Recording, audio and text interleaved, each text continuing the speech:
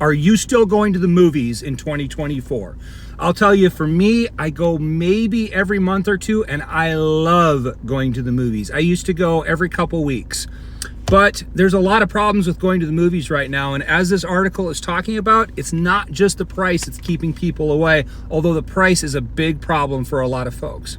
The first thing that's really bothering people about going to the movie theater is that every movie that is successful does not need to be remade, guys. It's ridiculous. If a movie is 20, 30, 40 plus years old, they always think that they have to redo it with current actors. And sometimes it's not even 10 years old and they think that they have to redo it. You don't have to reboot every movie. Come up with some fresh ideas. Next, if a movie is a cartoon, it does not have to be redone in live action. A lot of these live action remakes are terrible that I've seen lately. I've got young kids, so I see all the Disney remakes of everything that is, now has to be with people instead of a cartoon. It's completely unnecessary. Please stop doing it. Does every movie that's even mildly successful also have to have a sequel that nobody asked for, that is just crapped out with no substantial storyline whatsoever? That's a little rough as well. And then we'll get to the price. So the price is prohibitive for going to the movies. I used to go to the movies because it was a cheap way to have a good time.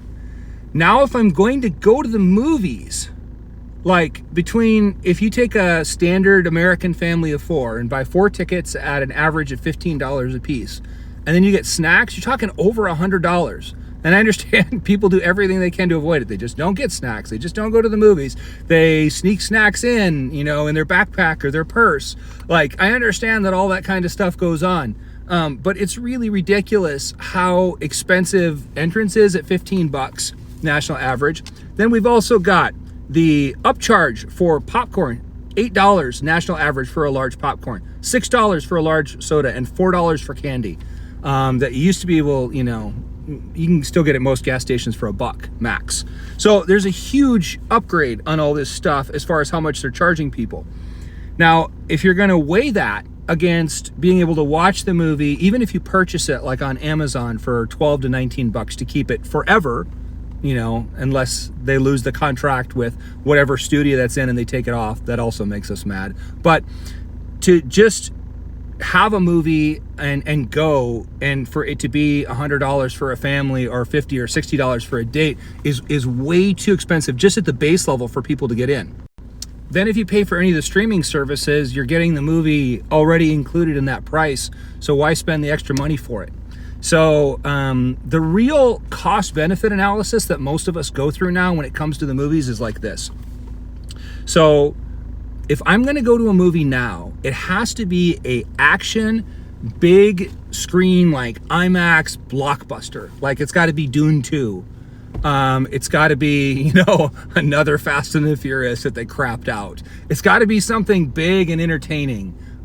We recently went and saw the new Godzilla. It's got to be like that, because otherwise, what's the point of spending that much money and only being able to go every month or two because it's so expensive?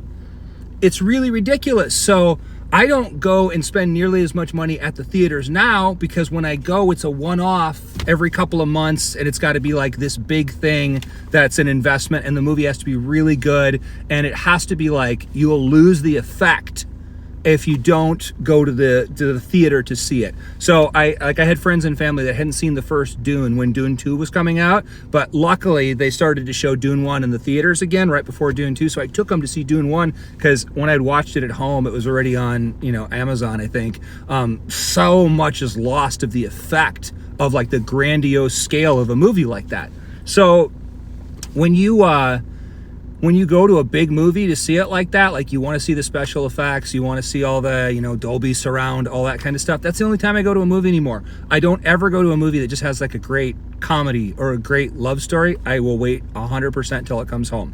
So studios are the ones that are doing this too, because they will only invest in a movie if they're absolutely sure it's going to make money. So they just keep crapping out these repeats and these sequels and everything else. But I'll just tell you guys, the trend for most people that I see is going to be that we'll only go to like big budget blockbusters with a lot of action and special effects. Otherwise, it's not worth it, and we'll stay at home. So what's going to happen more and more is, I think a lot of these movies that are comedies, that are love stories, that are whatever, they're just going to go, straight to, not to video, show my age there, but they'll go straight to Netflix or straight to Hulu or Prime or Max, because it's not worth it anymore to spend that kind of money to be able to go. If you can find a cheap little theater by your house, great, but for me, I'm only going once every couple of months for a big movie.